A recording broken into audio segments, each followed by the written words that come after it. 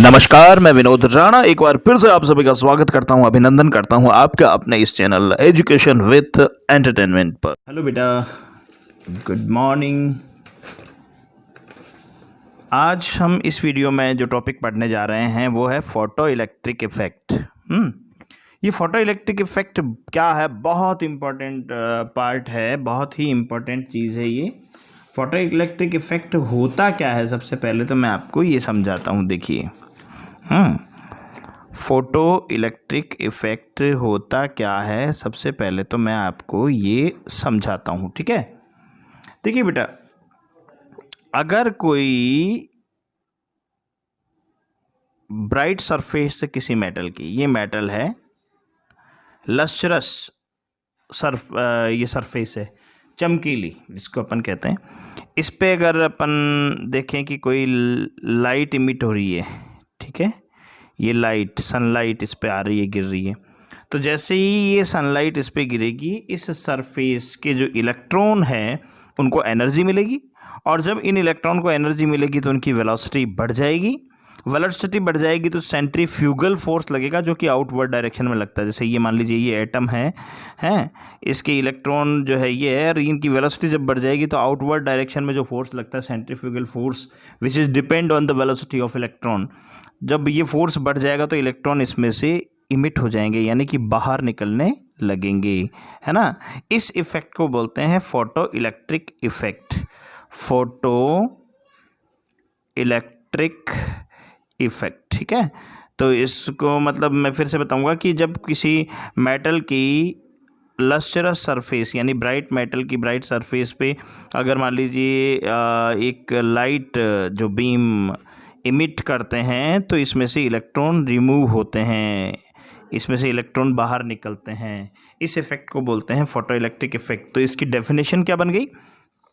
इसकी डेफिनेशन बन गई, the photo electric effect is the emission of electrons when electromagnetic radiation, जैसे कि लाइट एक इलेक्ट्रोमैग्नेटिक रेडिएशन ही है, hits a bright surface of a metal, है ना। एक ब्राइटिंग सरफेस पे अगर लाइट इमिट होती है तो इसमें से इलेक्ट्रॉन इमिशन होते हैं, इमिट होते हैं, बाहर निकलते हैं, तो इस इफेक्ट को बोलते हैं फोटो इलेक्ट्रिक इफेक्ट। और ये जो इलेक्ट्रॉन निकल रहे हैं इनको बोलते हैं फोटो इलेक्ट्रॉन, फोटो इलेक्ट्रॉन, ठीक है। इन इलेक्ट्रॉन्स को कहते हैं फोटो इलेक्ट्रॉन। ये तो हो गई इसकी डेफिनेशन। इस फोटो इलेक्ट्रिक इफेक्ट के प्रिंसिपल पे बेस्ड एक सेल बनाया गया जिसे फोटो सेल कहते हैं। ये फोटो सेल का डायग्राम आप देख रहे हैं, ये फोटो सेल है। इस फोटो सेल में क्या होता है कि ये एक ब्राइट सरफेस वाली मेटल है जिसको कैथोड बनाया गया है। ये कैथोड है, ठीक है। इसको बैटरी के नेगेटिव चार्ज से जोड़ दिया, ये पॉजिटिव, ये नेगेटिव और ये पॉजिटिव है। और इधर दूसरा जो है इलेक्ट्रोड वो है एनोड, इसको बैटरी के पॉजिटिव चार्ज से जोड़ दिया। जब इस पे एक लाइट बीम इमिट होती हैं, जब इस पे कोई एक लाइट डाली जाती है तो इसमें से ये इलेक्ट्रॉन बाहर निकलते हैं, इमिशन, यानी ये फोटो इलेक्ट्रिक इफेक्ट यही वाला। ये फोटो इलेक्ट्रिक इफेक्ट के थ्रू अगर मान लीजिए इसमें से इलेक्ट्रॉन निकल रहे हैं, फोटो इलेक्ट्रॉन निकलते हैं, ये फोटो इलेक्ट्रॉन इधर से इधर मूव करते हैं और ये एनोड इनको गैन करता है, इन इलेक्ट्रॉनों को। ये इलेक्ट्रॉन फिर इधर से होते हैं, ये डायरेक्शन जो देख रहे हैं आप इलेक्ट्रॉनों के डायरेक्शन को शो किया हुआ है। ये इलेक्ट्रॉन जब इधर जाएंगे तो ये इलेक्ट्रॉनों का मूवमेंट होगा। इस तरह से ये इलेक्ट्रॉनों का डायरेक्शन है, ये इलेक्ट्रॉन इधर से इधर इस डायरेक्शन में मूव होंगे। और हमेशा ध्यान रखिए कि इलेक्ट्रॉन जब मूव करते हैं तो इलेक्ट्रिक करंट पास होता है, तो जब प्रोड्यूस होता है तो जिसके डायरेक्शन इलेक्ट्रॉनों के डायरेक्शन के अपोजिट होती हैं। जब इलेक्ट्रॉन इस डायरेक्शन में मूव करेंगे तो सीधी सी बात है इलेक्ट्रिक करंट इस तरह से मूव करेगा जो इस बैटरी को चार्ज करेगा। तो इस तरह से ये फोटो सेल वर्क करता है। तो अब हम पढ़ेंगे इससे रिलेटेड जो एनर्जी है ना, energy used in photo cell. Energy used in photo cell. Photo cell में कौन कौन सी एनर्जी यूज होती हैं? तो फोटो सेल में दो तरह की एनर्जी यूज होती हैं, और वो दो तरह की एनर्जी कौन सी होती है?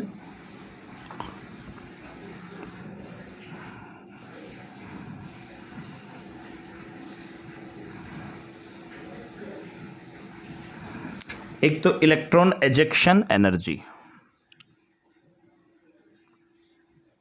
इलेक्ट्रॉन एजेक्शन एनर्जी, और दूसरा काइनेटिक एनर्जी। एक इलेक्ट्रॉन एजेक्शन एनर्जी और दूसरी काइनेटिक एनर्जी। देखिए ये क्या होती हैं ये मैं आपको एक्सप्लेन करता हूँ। सबसे पहले हम लेते हैं electron ejection energy. Electron ejection energy. तो देखिए बेटा, इलेक्ट्रॉन एजेक्शन एनर्जी को समझने से पहले मैं आपको कुछ टर्म्स बताऊंगा। देखिए, एक होती है थर्स्ट-होल्ड फ्रीक्वेंसी,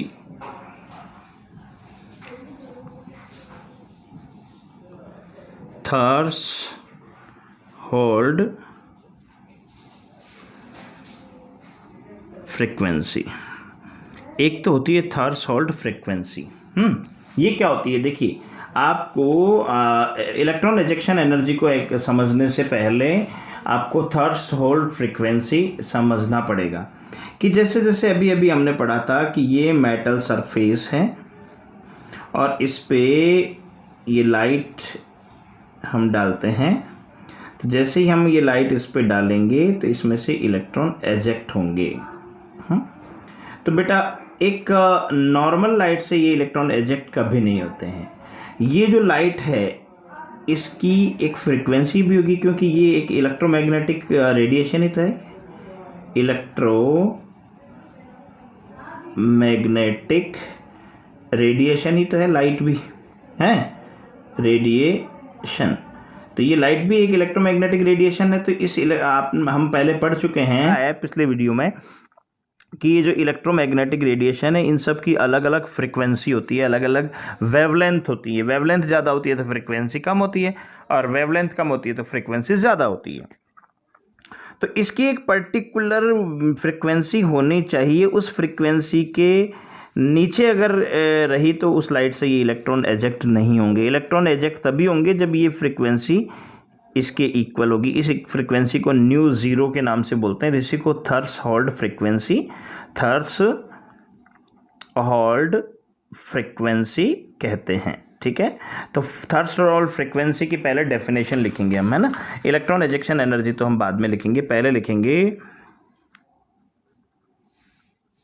थर्स्ट-होल्ड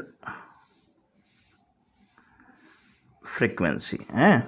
तो जैसा मैंने अभी आपको समझाया कि the minimum frequency of light which is required to eject of electrons is called thirst-hold frequency है। मिनिमम फ्रीक्वेंसी जो कि किसी मेटल से इलेक्ट्रॉन को एजेक्ट करने के लिए रिक्वायरमेंट हो, उसको बोलते हैं थर्स्ट-होल्ड फ्रीक्वेंसी। और इसको न्यू ज़ीरो से शो किया जाता है। इसको न्यू ज़ीरो से डिनोट किया जाता है। अब देखिए, हम जानते हैं कि इलेक्ट्रॉन एजेक्शन एनर्जी E जो है वो होती है एच न्यू बिकॉज ऑफ, है किसके अकॉर्डिंग? ये हो जाएगा Planck, due to Planck.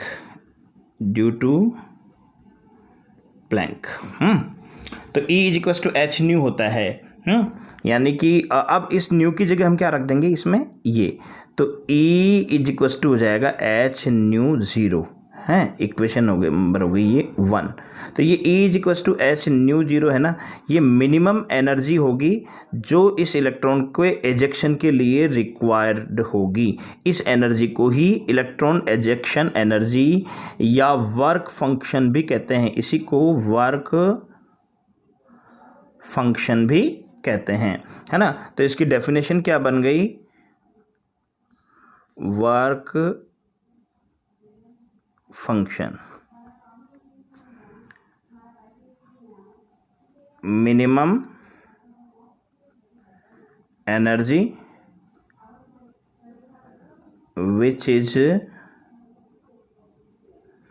required to eject electrons from the surface of metal is called work function है। तो यानी कि ये मिनिमम एनर्जी होगी जो कि उन इलेक्ट्रॉन को एजेक्ट करने के लिए आवश्यक होगी, ज़रूरी होगी, है ना। दूसरी एनर्जी हम पढ़ते हैं काइनेटिक एनर्जी, काइनेटिक एनर्जी है। तो देखिए बेटा, काइनेटिक एनर्जी क्या होती है, what is the kinetic energy. इसे समझने के लिए मैं आपको फिर बताना चाहूँगा कि देखिए, मान लीजिए ये फोटो सेल था,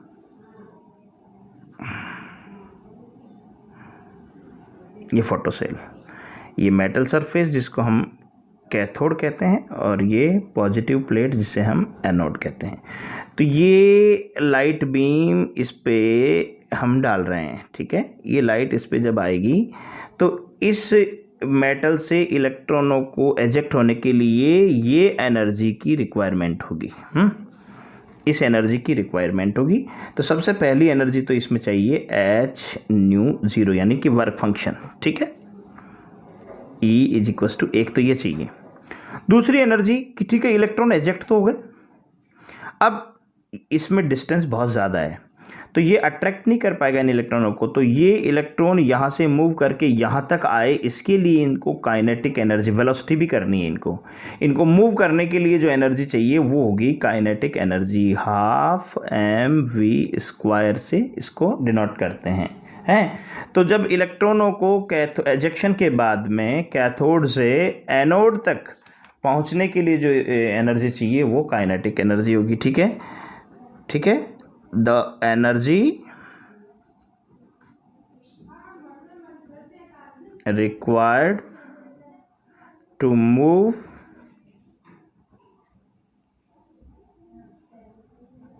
ejected electron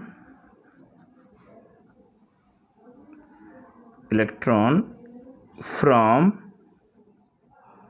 cathode to anode, ठीक है। तो इसको किससे दिखाते हैं अपन, kinetic energy = 12mv²।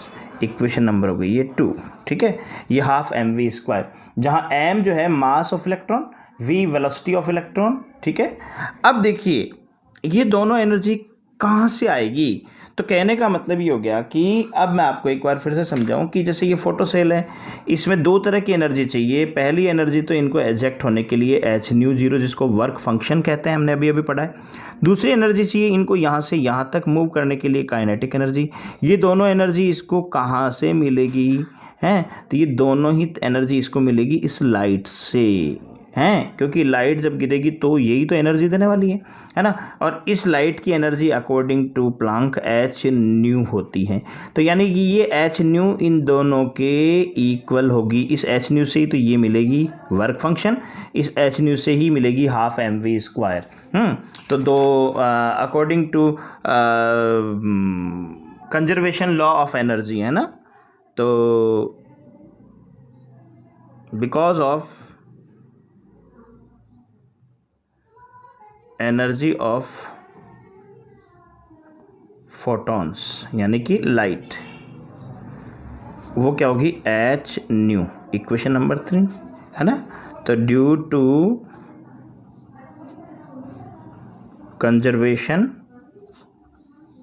Law of energy, है ना। एनर्जी के कंजर्वेशन लॉ के अकॉर्डिंग क्या हो जाएगा, E = h/0 + 12mv²। तो ये हो गया इक्वेशन नंबर 4 है। इसको ऐसे भी लिख सकते हैं H nu is equals to H nu 0 plus half M V square. तो देखिए बेटा, ये जो एनर्जी है ये तो एक तो वर्क फंक्शन और एक ये काइनेटिक एनर्जी, ये दोनों ही इसको इन इलेक्ट्रॉन्स को किससे मिलेगी, एच न्यू, ये इसके बराबर होगी। और ये किससे मिलेगी, जो लाइट इमिट हो रही है ये वाली, ये एच न्यू, इसी में से तो इसको ये एनर्जी मिलेगी एक्शन एनर्जी, और इसी में से इसको मिलेगी हाफ एम वी स्क्वायर यानी काइनेटिक एनर्जी। और इस तरह से एक इक्वेशन बन जाएगी जिसको हम कहेंगे H nu is equals to H nu 0 plus half M V square. देखिए बेटा, अब मैं आपको बताता हूँ इन सेल्स का यूज़ कहाँ होता है।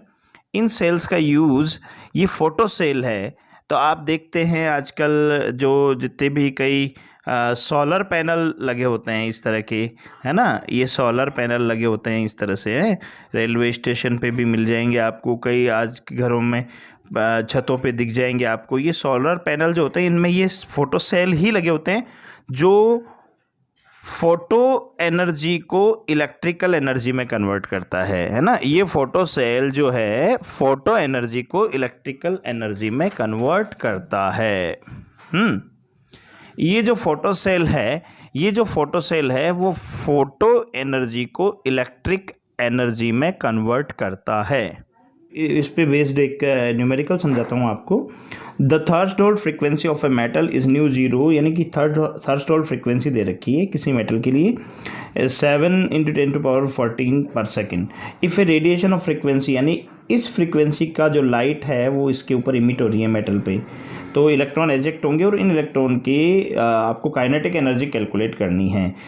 If a radiation of frequency nu is equals to 1 × 10⁻15 पर second strike on the surface of the metal, then calculate the kinetic energy of the ejected electron. तो सबसे पहले तो आप ये देखिए इनमें गिवन क्वांटिटीज़ क्या क्या है। इसमें दो ही क्वांटिटीज़ गिवन है, एक तो न्यू 0, ये हो जाएगी 7.0 × 10⁻14 पर सेकेंड। एक फ्रीक्वेंसी दे रखी है जो इमिट लाइट हो रही है, स्ट्राइक जो होती है, लाइट स्ट्राइक जो हो रही है उसकी फ्रीक्वेंसी दे रखी है। एक जो लाइट स्ट्राइक हो रही है उसकी फ्रीक्वेंसी दे रखी है, वो है 1.0 × 10⁻15 पर सेकेंड। और h जो है प्लैंक कांस्टेंट होता है, इसकी वैल्यू होती है 6.6 × 10⁻−34 जूल सेकेंड। तो हमारे पास जो फॉर्मूला आया था वो आया था H nu is equals to H nu 0 plus half M V square. तो आपको half M V square rejected electron की एनर्जी कैलकुलेट करनी है ये वाली, तो इसको इधर ले जाएं, तो ये हो जाएगी half M V square is equals to H nu minus H nu naught. इसको अपन काइनेटिक एनर्जी लिख दें भले, kinetic energy is equals to H को कॉमन ले लें, तो हो जाएगा न्यू माइनस न्यू नॉट। अब इसको वैल्यूज़ पुट करते हैं, तो 6.6 × 10⁻−34 इंटू 7, वो क्या 1.0 × 10⁻15 माइनस 7.0 × 10⁻14। इन सबको सॉल्व करेंगे तो आपके आ जाएगा 1.988 × 10⁻−19 जूल। ठीक है, तो इस तरह से इस पे न्यूमेरिकल वगैरह सॉल्व हो सकते हैं। थैंक यू बेटा।